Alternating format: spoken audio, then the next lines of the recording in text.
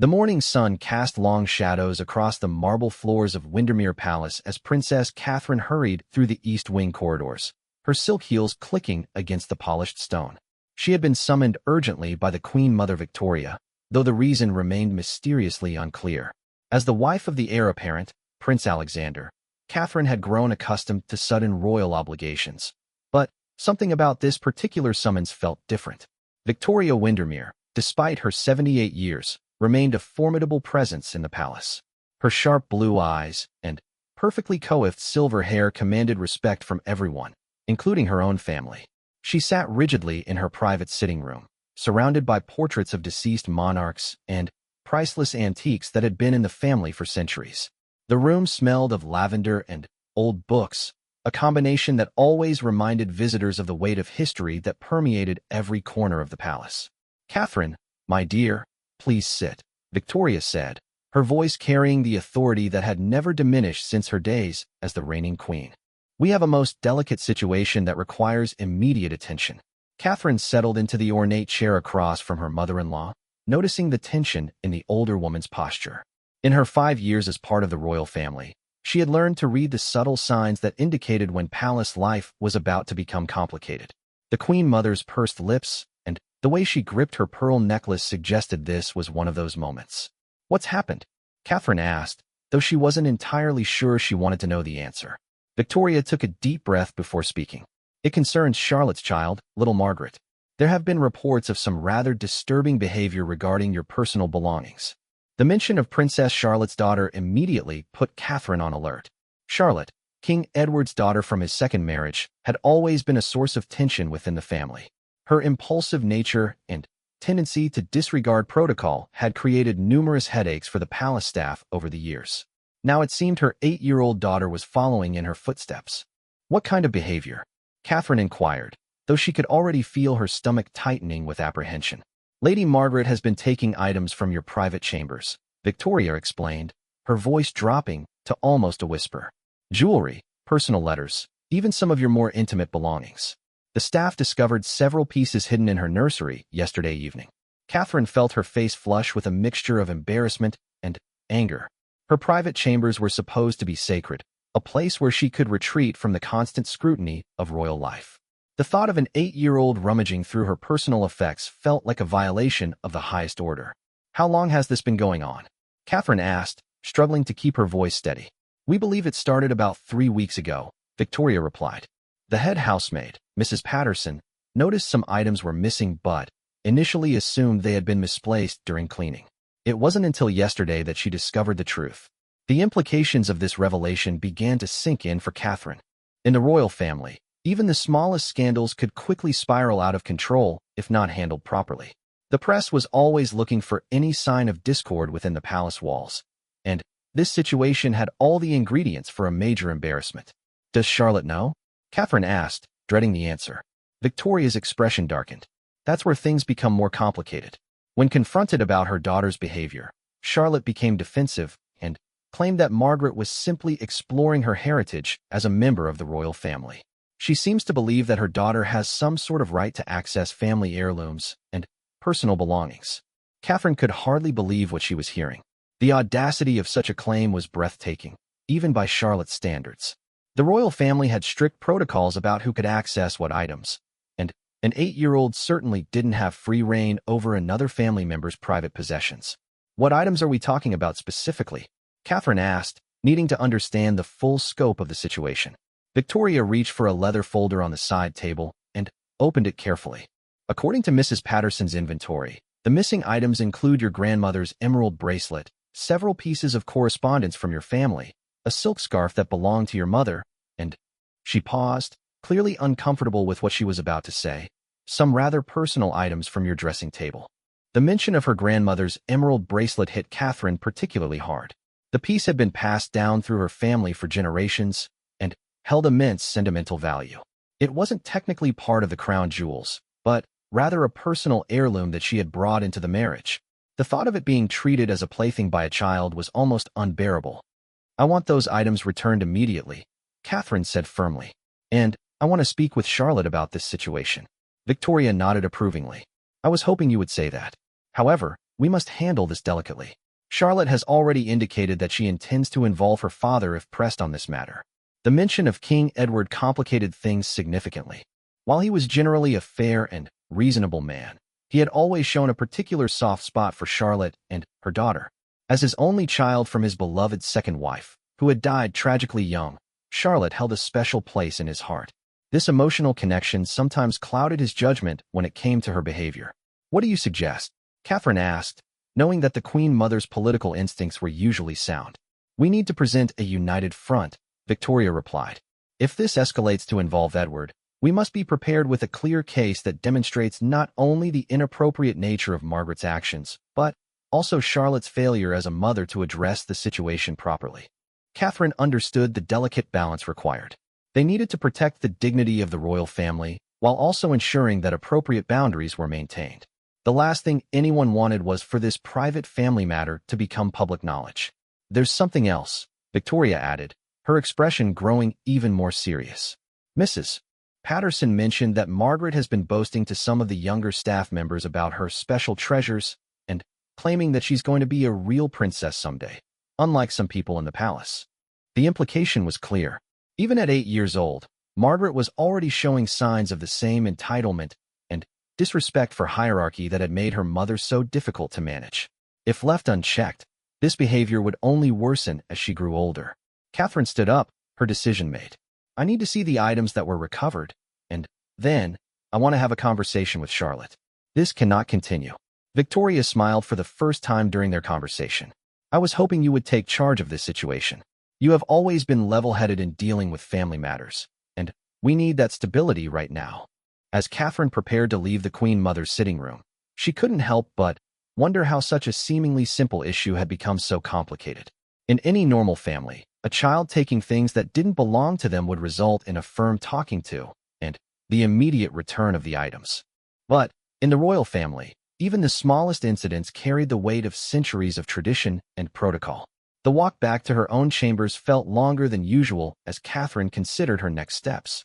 She knew that confronting Charlotte would not be easy, but allowing this behavior to continue was simply not an option. The respect and dignity of the royal family depended on maintaining proper boundaries, and that responsibility fell on all of them. Mrs. Patterson was waiting in Catherine's private sitting room when she arrived, looking visibly nervous about the situation she had uncovered. As the head housemaid, she had served the royal family for over 20 years and had never before been placed in such an awkward position. "Your Highness," Mrs. Patterson said, curtsying slightly, "I have the recovered items here for your inspection." Catherine looked at the collection of her personal belongings laid out on the mahogany table and felt a fresh wave of indignation. Seeing her private possessions displayed like evidence in a criminal case was deeply unsettling. The emerald bracelet caught the light from the window, its green stones seeming to mock the violation of trust that had occurred. "Thank you, Mrs. Patterson," Catherine said. "Please ensure that these items are properly cleaned and returned to their appropriate places. And, going forward, I want additional security measures for all family members' private chambers." As the housemaid gathered the items and prepared to leave, Catherine made her decision. It was time to confront Princess Charlotte directly and put an end to this embarrassing situation once and for all. The confrontation Catherine had been dreading came sooner than expected. Princess Charlotte arrived at her chambers unannounced the following morning, her usual dramatic flair evident in every aspect of her appearance. Her long dark hair was perfectly styled despite the early hour, and she wore a designer dress that probably cost more than most people's monthly salary. At 35, Charlotte still maintained the striking beauty that had made her a favorite subject of tabloid photographers, but her eyes held a hardness that revealed the calculating nature beneath the glamorous exterior. "Catherine," Charlotte said without preamble as she swept into the room uninvited, "I understand there's been some confusion about Margaret's activities around the palace." Catherine had been preparing for this conversation all night, but Charlotte's immediate assumption that this was merely a confusion rather than a serious breach of conduct caught her off guard. The younger woman's tone suggested she had no intention of acknowledging any wrongdoing on her daughter's part. "There's no confusion, Charlotte," Catherine replied firmly. "Margaret has been taking my personal belongings without permission. That's theft, regardless of her age or family connections." Charlotte's laugh was sharp and entirely without humor. "Theft? Really, Catherine, Don't you think that's rather dramatic? She's an 8-year-old child exploring her family home. Surely you can't expect her to understand all the arbitrary rules about who can touch what around here. The casual dismissal of the situation infuriated Catherine, but she forced herself to remain composed. Years of royal training had taught her the importance of maintaining dignity even in the most challenging circumstances. These aren't arbitrary rules, Charlotte. They're basic principles of respect for other people's property. Margaret took items from my private chambers, including family heirlooms that have enormous personal significance. Family heirlooms, Charlotte repeated, her voice dripping with disdain. Let's be honest about what we're really discussing here. You're upset because my daughter dared to touch things that you consider exclusively yours, despite the fact that she has royal blood running through her veins. Catherine could see where this conversation was heading, and she didn't like it.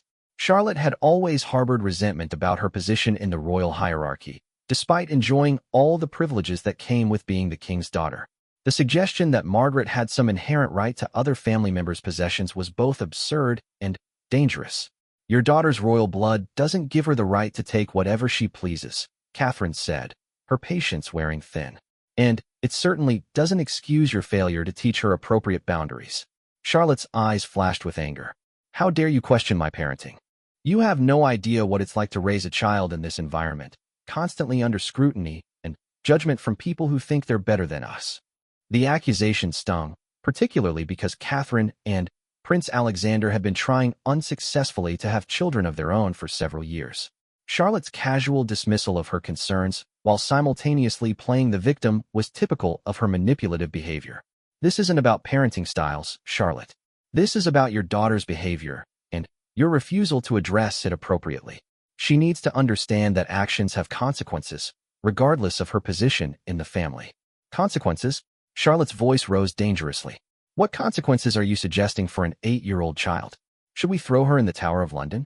Perhaps you'd prefer she be stripped of her title and cast out of the family entirely?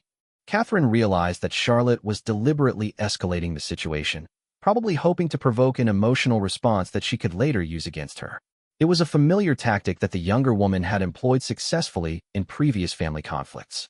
I want her to return my belongings, apologize for taking them, and receive appropriate guidance about respecting other people's property, Catherine said calmly. Those are hardly unreasonable requests. Guidance from whom? Charlotte demanded. From you? I don't recall appointing you as my daughter's moral instructor. The conversation was interrupted by a soft knock on the door. Mrs. Patterson entered hesitantly, clearly uncomfortable about interrupting what was obviously a heated discussion between two members of the royal family. Forgive me, your highnesses, she said quietly. But Prince Alexander has returned from his engagement and is asking to speak with Princess Catherine. Catherine felt a rush of relief at the prospect of her husband's support. Alexander had always been skilled at navigating family conflicts, and his presence would help balance the dynamics of this increasingly difficult situation. Please tell His Royal Highness that I'll be with him shortly, Catherine replied. Charlotte's expression darkened at the mention of Alexander's name. The relationship between the siblings had always been complicated, with Charlotte resenting Alexander's position as heir apparent while simultaneously expecting him to support her in family disputes. How convenient, Charlotte said sarcastically. Running to your husband the moment things get difficult. I suppose you'll present your version of events and expect him to take your side automatically. I'll present the facts, Catherine replied, which are that your daughter has been taking my personal belongings, and you've refused to address the situation appropriately. Facts. Charlotte laughed bitterly. The only fact that matters here is that my daughter is a member of this family with just as much right to be here as anyone else. If you can't accept that, perhaps you're the one with the problem. The accusation hung in the air between them, revealing the true nature of Charlotte's resentment. This wasn't really about Margaret's behavior at all. It was about Charlotte's ongoing struggle to define her place within the royal hierarchy and her daughter's future position in the line of succession. Catherine understood now that no amount of reasonable discussion would resolve this situation. Charlotte had already decided to frame this as an attack on her family's legitimacy rather than addressing her daughter's inappropriate behavior. The only way forward would be to involve other family members and hope that collective pressure would force Charlotte to see reason. I think we've said everything that needs to be said for now, Catherine said, moving toward the door. But this situation is not resolved, Charlotte. Margaret's behavior cannot continue, and if you won't address it, others will. Is that a threat? Charlotte asked, her voice dangerously quiet. It's a statement of fact, Catherine replied. This family has protocols and standards that everyone must follow, regardless of age or personal feelings. As Catherine left her chambers to find her husband, she could feel Charlotte's angry gaze following her. The confrontation had gone exactly as she had feared it would, with Charlotte refusing to acknowledge any wrongdoing and instead turning the situation into a broader conflict about family dynamics and personal rights. Prince Alexander was waiting in his private study when Catherine arrived, still wearing his formal military uniform from the morning's ceremonial duties. At 42, he maintained the athletic build and commanding presence that had made him a popular figure with the British public. His dark hair was beginning to show traces of silver at the temples, a reminder of the weight of responsibility he carried as the future king. I heard there was some trouble involving Charlotte and young Margaret, Alexander said, rising to embrace his wife. Mother filled me in on the basic details, but I'd like to hear your perspective. Catherine felt some of the tension leave her shoulders as she settled into the familiar comfort of her husband's presence. After 5 years of marriage, they had developed an easy partnership that helped them navigate the complexities of royal life. It's worse than I initially thought, Catherine admitted. Charlotte is completely unwilling to acknowledge that Margaret did anything wrong. She's framing this as some sort of attack on their legitimacy within the family. Alexander's expression grew serious.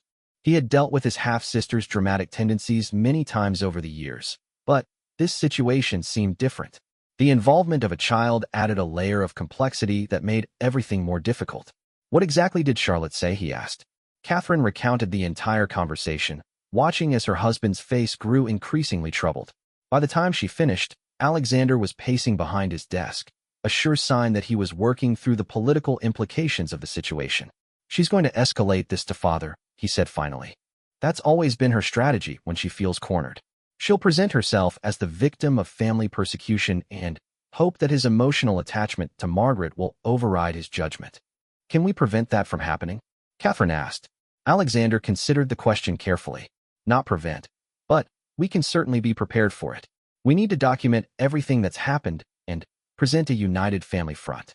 If this becomes a choice between supporting Charlotte's behavior or maintaining family discipline, father needs to understand the broader implications. The conversation was interrupted by another knock on the door. This time it was Lord Chamberlain Harrison, the palace's chief administrative officer and one of King Edward's most trusted advisors.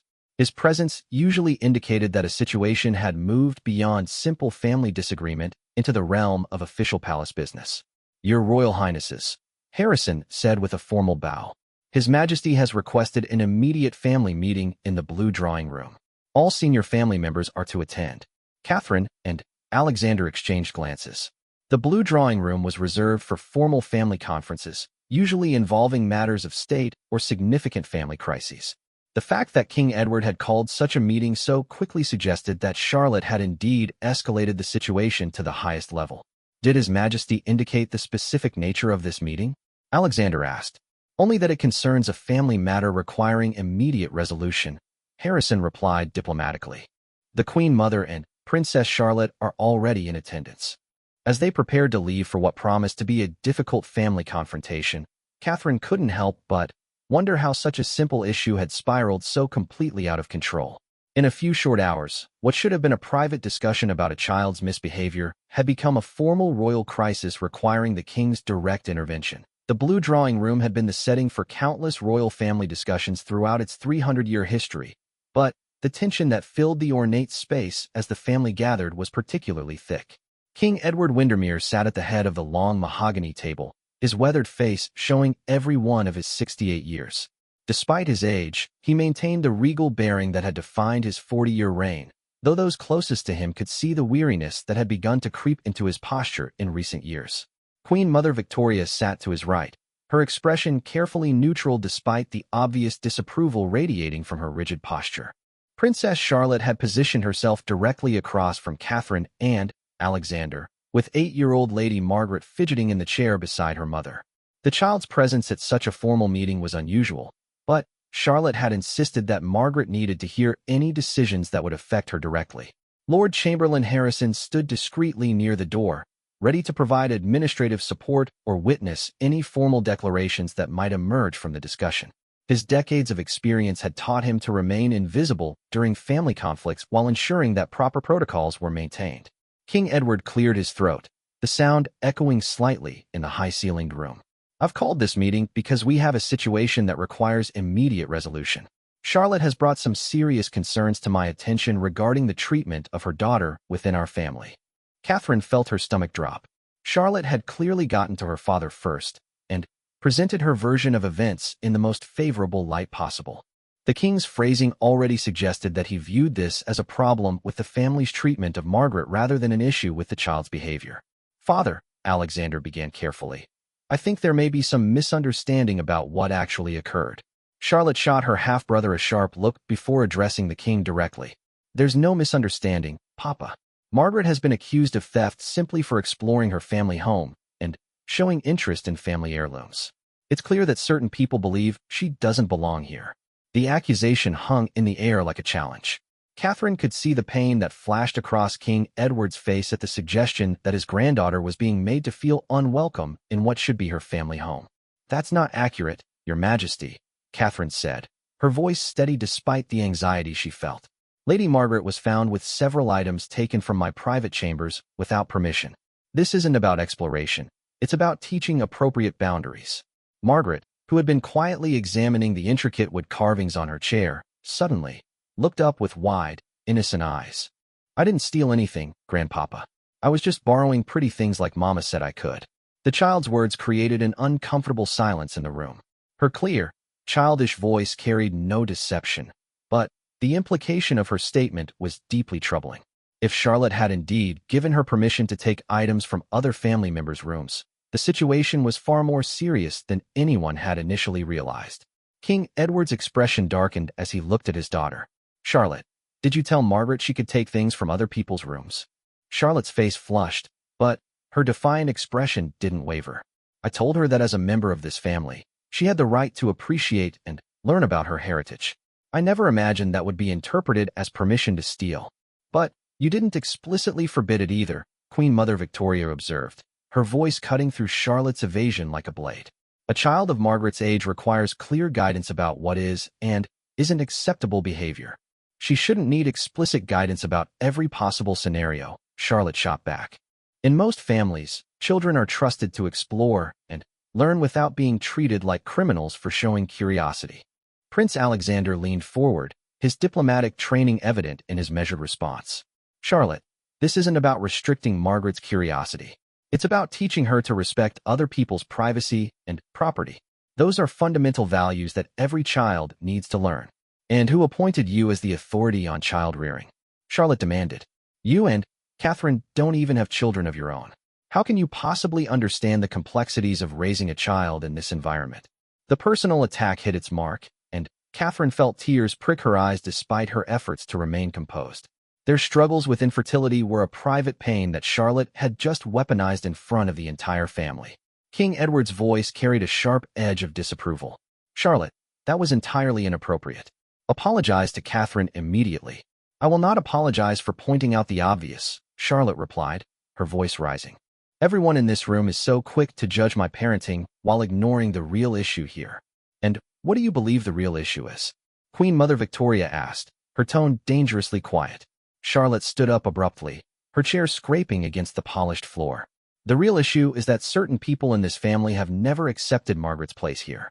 They see her as a threat to their own position and use every opportunity to undermine her confidence and sense of belonging. The accusation was so outrageous that Catherine felt her composure finally crack.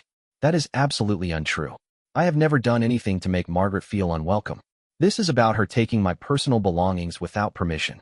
Personal belongings, Charlotte repeated mockingly. You mean the family heirlooms that you've claimed as your own exclusive property? Margaret is a direct descendant of this family line. She has more right to those items than you do. The room erupted in shocked silence.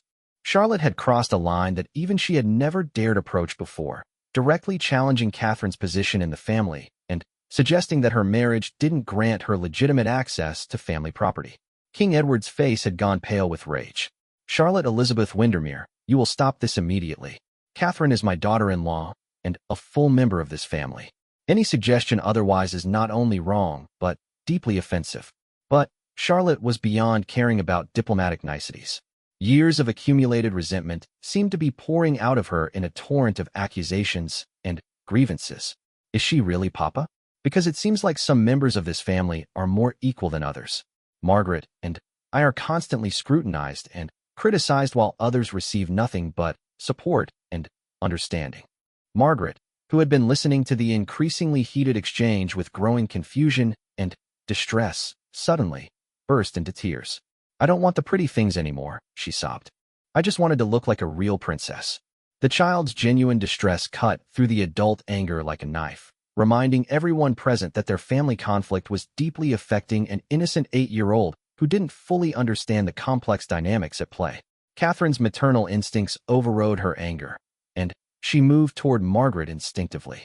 Sweetheart, you are a real princess. Taking other people's things doesn't make you more or less royal.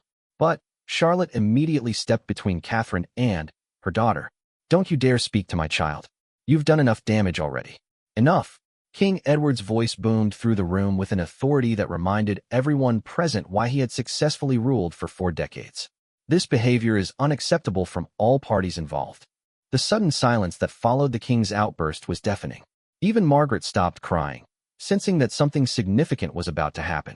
Charlotte, your accusations against Catherine are unfounded and hurtful, King Edward continued, his voice steady but filled with disappointment.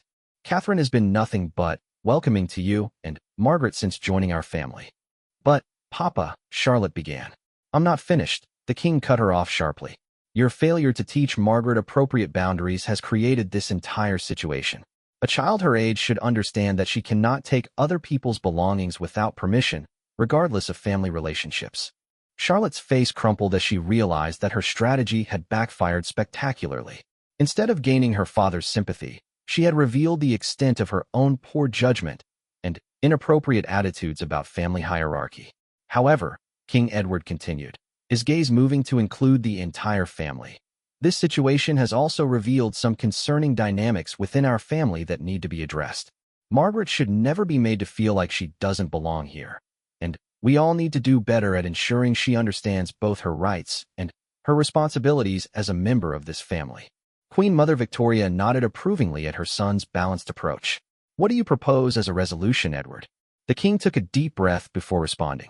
First, Margaret will return all of Catherine's belongings immediately and apologize for taking them. Second, Charlotte will enroll Margaret in etiquette and protocol lessons with Mrs. Whitmore so she can learn appropriate behavior for her position. Third, we will all commit to better communication about family expectations and boundaries. And fourth, he added, looking directly at Charlotte, there will be no more accusations of favoritism or suggestions that any family member doesn't belong here. We are one family, and we will act like one. Charlotte looked like she wanted to argue further, but the combined disapproval of her father, stepmother, and half-brother seemed to finally penetrate her defenses. Fine, she said quietly, but I want it noted that I still believe Margaret was treated unfairly. Your objection is noted, King Edward replied diplomatically. Now, I believe Margaret has something to say to Catherine. The little girl looked up at Catherine with red-rimmed eyes, her earlier bravado completely gone. I'm sorry I took your pretty things, she whispered. I didn't mean to make anyone angry. Catherine knelt down to Margaret's eye level, her heart breaking for the confused child caught in the middle of adult conflicts. Thank you for apologizing, Margaret. I'm not angry with you. I just want you to ask before borrowing things in the future. As the formal meeting concluded and the family began to disperse, Catherine couldn't help but feel that while they had resolved the immediate crisis, the underlying tensions that had created it remained largely unaddressed. Charlotte's resentment hadn't disappeared. It had simply been forced underground where it would likely continue to fester.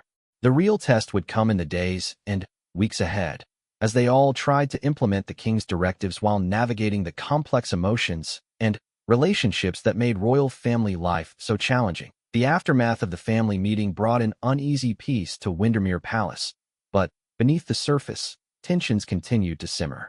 Princess Charlotte retreated to her private wing of the palace with Margaret, maintaining minimal contact with other family members while outwardly complying with King Edward's directives. The returned items had been delivered to Catherine's chambers by a stone-faced lady's maid, accompanied only by a formal note acknowledging their return. Prince Alexander found himself in the uncomfortable position of trying to bridge the growing divide between his wife and half-sister while also managing his father's expectations for family unity. The situation had evolved far beyond a simple disciplinary matter into a complex web of generational conflicts and competing loyalties that threatened the stability of the entire family structure.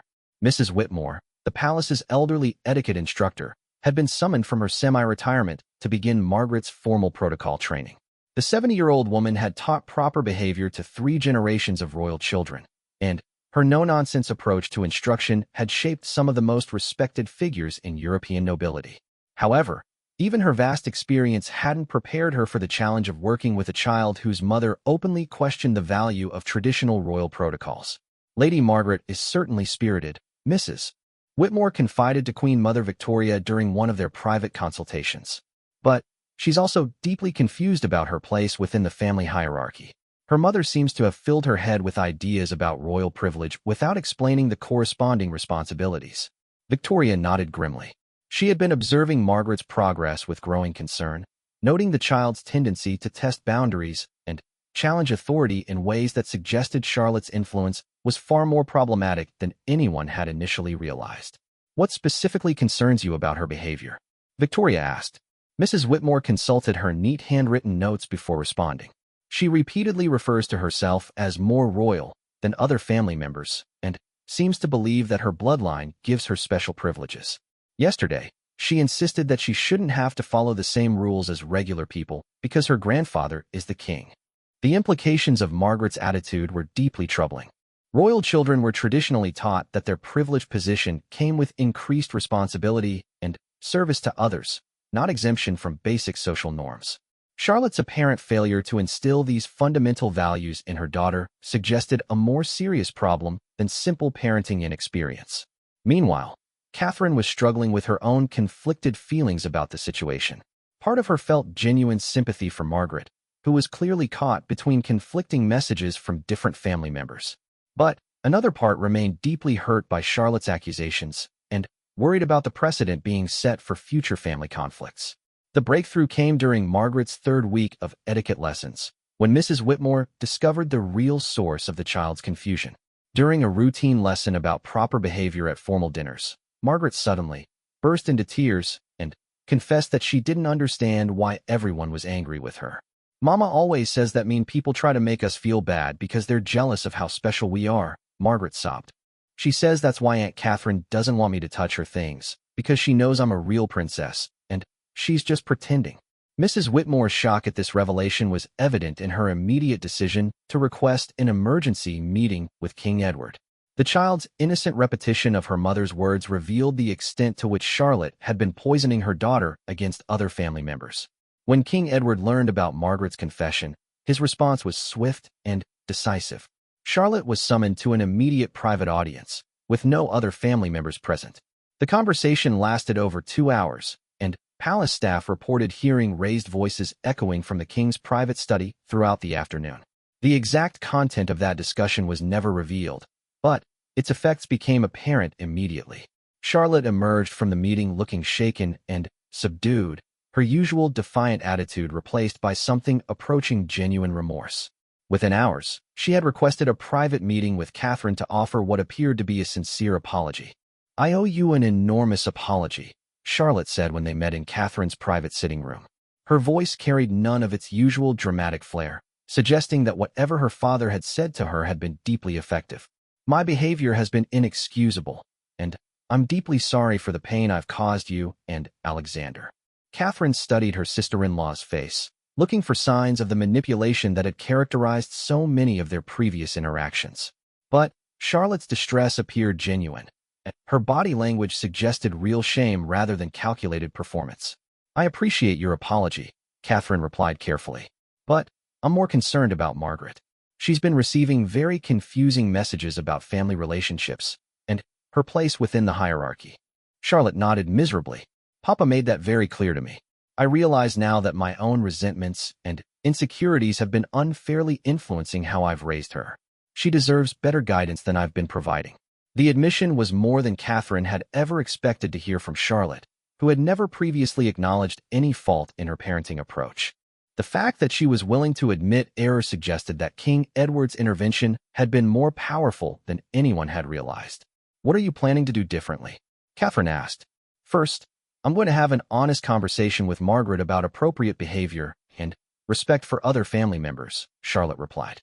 "Then, I'm going to work with Mrs. Whitmore to ensure that her education includes proper values about service and responsibility, not just privilege and entitlement." Over the following days, the changes in both Charlotte and Margaret's behavior were remarkable. Margaret began approaching other family members with genuine politeness rather than demanding attitude, and she even voluntarily apologized to Mrs. Patterson for any inconvenience her previous actions had caused the household staff. Charlotte, meanwhile, made visible efforts to integrate more positively into family activities. She began joining Catherine for their weekly charitable planning sessions, and even offered to help organize the annual palace Christmas celebration, a responsibility she had previously dismissed as beneath her attention. The transformation wasn't immediate or perfect. Old habits and resentments don't disappear overnight, and there were still moments when Charlotte's defensive instincts emerged during family discussions. But the overall trajectory was encouraging, and other family members began to cautiously optimistic about the possibility of genuine improvement in their relationships. Prince Alexander, who had been watching the developments with careful attention, finally felt comfortable enough to address the situation directly with his father during one of their regular private meetings. "Whatever you said to Charlotte certainly had an impact," Alexander observed. "I haven't seen her this cooperative in years." King Edward's expression was thoughtful as he considered his response. "I simply reminded her of what's really at stake here. Margaret's future depends on learning how to be a contributing member of this family, not just someone who takes from it. If Charlotte continues to fill her head with resentment and entitlement, she'll grow up to be as unhappy and isolated as her mother has been." The observation was particularly insightful because it revealed King Edward's understanding of Charlotte's core problem. Her constant conflicts with other family members hadn't made her happier or more secure. They had actually increased her isolation and made her position within the family more precarious. "Do you think the changes will last?" Alexander asked. "That depends largely on Charlotte's willingness to continue growing and changing," King Edward replied. "But I'm hopeful. For the first time in years, she seems to understand that her daughter's well-being depends on building bridges rather than burning them." The real test of Charlotte's commitment to change came during the palace's annual Christmas celebration, when extended family members and distinguished guests would be present for several days of formal events. Historically, these gatherings had been a source of stress for Charlotte, who often felt overshadowed by more senior family members and reacted by creating dramatic scenes that embarrassed everyone involved. This year, however, Charlotte approached the celebration with a completely different attitude. She worked closely with Catherine to coordinate the children's activities, ensuring that Margaret would have appropriate opportunities to interact with her cousins while also demonstrating proper behavior for guests. Margaret herself seemed to thrive under her mother's new approach to guidance. Instead of being told she was special because of who she was being taught to earn respect through kindness, consideration, and genuine interest in others. The change in her demeanor was remarkable, and several family friends commented on how much more pleasant and engaging she had become. The Christmas celebration proved to be a turning point for the entire family. For the first time in years, there were no dramatic confrontations or whispered conflicts among the adult family members. Charlotte and Catherine were seen working together effectively, and Margaret charmed guests with her improved manners and genuine enthusiasm for learning about royal traditions. As the celebration concluded and family members prepared to return to their normal routines, there was a sense that something fundamental had shifted within the family dynamic. The crisis that had begun with a child's misbehavior had ultimately forced everyone to examine their own attitudes and behaviors, leading to improvements that extended far beyond the original problem. Spring arrived at Windermere Palace with an unusual sense of harmony that had been absent from the royal family for longer than anyone cared to remember. The changes that had begun with King Edward's decisive intervention in the Margaret situation had continued to evolve and deepen, creating new patterns of interaction that surprised even the most optimistic family members. Margaret, now 9 years old and well into her second year of formal etiquette training with Mrs. Whitmore, had blossomed into a confident but respectful young lady who genuinely seemed to understand both the privileges and responsibilities of her position. Her relationship with Catherine had grown particularly close, as the two had discovered a shared love of art history and frequently spent afternoons exploring the palace's extensive collection together. She's become quite the little scholar, Mrs. Whitmore reported to Queen Mother Victoria during one of their regular progress meetings. Her knowledge of royal protocol now exceeds that of many adults, but, more importantly, she seems to genuinely understand the reasoning behind the rules rather than just following them blindly. The transformation in Margaret had been accompanied by an equally remarkable change in her mother. Charlotte had not only maintained her improved behavior, but had actually become one of the family's most effective ambassadors for charitable work.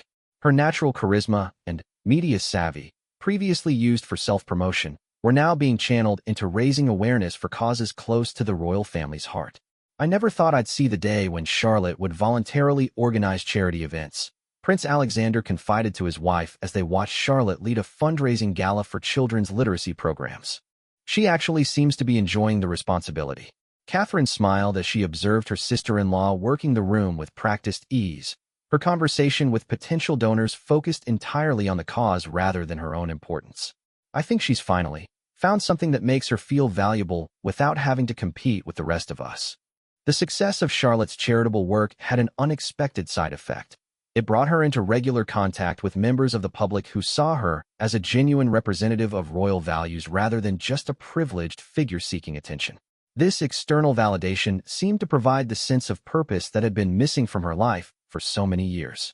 One particularly memorable event occurred during a visit to a children's hospital, where Margaret accompanied her mother for the first time in an official capacity. The 9-year-old's natural empathy and carefully cultivated social skills made her an instant hit with the young patients, who were delighted to meet a real princess who was close to their own age. She was absolutely wonderful, the hospital's director later reported to King Edward. Not only did she remember every child's name, but she seemed genuinely interested in their stories and concerns. Several of the children said she made them feel special just by listening to them. The positive feedback about Margaret's public appearances led to discussions about gradually expanding her official role within the family. Unlike her mother, who had often seemed to struggle with the formal requirements of royal life, Margaret appeared to thrive in structured situations where she could use her growing knowledge of protocol and genuine concern for others. King Edward, who had been watching his granddaughter's development with pride and relief, finally felt comfortable enough to have a serious conversation with her about her future role within the family. The discussion took place during one of their regular private meetings, a tradition he had established to ensure that she understood both the opportunities and obligations that lay ahead. "Margaret," he began, his voice carrying the gentle authority that she had learned to respect, "you've grown into a remarkable young lady over the past year. Your behavior and dedication to learning have made the entire family very proud." Margaret beamed at her grandfather's praise, but her response showed the maturity that had impressed everyone around her. "Thank you, Grandpapa. Mrs. Whitmore says that being royal means helping other people, not just having pretty things." "Mrs. Whitmore is absolutely right," King Edward replied. "And that brings me to something important I want to discuss with you. As you continue to grow and learn, you'll have opportunities to take on more responsibilities within the family. But these opportunities come with serious obligations." Over the following hour, grandfather and granddaughter had a thoughtful conversation about what it meant to serve as a representative of the royal family. Margaret asked intelligent questions about the balance between personal desires and public duty, showing a level of understanding that would have seemed impossible just 2 years earlier. "Will I always have to be perfect?" Margaret asked at one point, her voice carrying a hint of the anxiety that any 9-year-old might feel about such enormous expectations. King Edward's smile was warm and reassuring. "No one expects you to be perfect, my dear. We expect you to try your best, learn from your mistakes, and always remember that your actions reflect not just on yourself, but on the entire family and the institution we represent." The conversation marked a significant milestone in Margaret's development and her relationship with her grandfather. For the first time, she was being treated as a serious participant in discussions about the family's future rather than just a child who needed to be managed and controlled. The positive changes within the family extended beyond Charlotte and Margaret's transformation. Catherine and Alexander's marriage had grown stronger through their successful navigation of the crisis, and their united approach to family challenges had earned them increased respect from other family members. Queen Mother Victoria, who had initially worried that the conflict might create permanent divisions within the family, found herself pleasantly surprised by the maturity everyone had shown in working through their differences. It's remarkable how a crisis can sometimes reveal people's best qualities rather than their worst, she observed to Lord Chamberlain Harrison. The palace staff had also noted the improved atmosphere throughout the residence. Mrs. Patterson, who had been serving the family for decades, commented that she hadn't seen such genuine warmth between family members since the early days of King Edward's reign. There's a real sense of unity now that wasn't there before, she confided to her assistant. Even the young Lady Margaret greets all of us by name and always says please and thank you. It makes such a difference in the daily atmosphere of the palace. The ultimate test of the family's transformation came during the celebration of King Edward's 70th birthday, an event that brought together extended family members, foreign dignitaries, and longtime family friends for a week of festivities. Historically, such large gatherings had been occasions for family tensions to surface, but this celebration proved to be remarkably harmonious. Margaret played a special role in the festivities, presenting her grandfather with a handwritten book of family memories that she had compiled with Catherine's help. The project had involved interviewing various family members about their favorite stories and traditions, giving Margaret deeper insight into her family's history and values. "This is the most thoughtful gift I've ever received," King Edward declared as he read through Margaret's carefully crafted pages. "It shows not just your growing knowledge of our family's story, but your genuine love and respect for all of us." Charlotte, watching her daughter receive praise and affection from family members who had once viewed her with concern, felt a deep sense of satisfaction that had been missing from her life for years. The recognition that her improved parenting had contributed to Margaret's success gave her a sense of accomplishment that no amount of personal attention had ever provided. As the birthday celebration concluded and the family settled back into their regular routines, there was a general consensus that they had successfully navigated one of their most challenging periods and emerged stronger as a result. The crisis that had begun with the child's misbehavior had ultimately led to improvements in communication, understanding, and mutual respect that benefited everyone involved. Margaret, now approaching her 10th birthday, had evolved from a confused and entitled child into a thoughtful young person who understood both her privileges and her responsibilities. Her relationship with Catherine had become genuinely affectionate, and her respect for family protocols came from understanding rather than mere obedience. Charlotte had found her place within the family structure through service rather than conflict, discovering that making meaningful contributions to royal duties provided far more satisfaction than seeking attention through dramatic confrontations. Her charitable work had given her a sense of purpose and external validation that made her feel valuable without diminishing others. The entire family had learned important lessons about communication, expectations, and the delicate balance between individual needs and collective responsibilities. They had proven that even the most serious conflicts could be resolved through honest dialogue, mutual respect, and a shared commitment to family unity.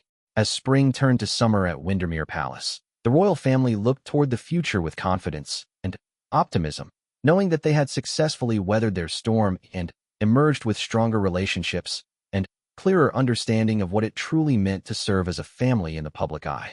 The young girl who had once taken things that didn't belong to her had learned the far more valuable lesson of earning respect through kindness, service, and genuine care for others. In doing so, she had not only transformed herself, but had helped transform her entire family into a more united and effective representation of the values they were meant to embody.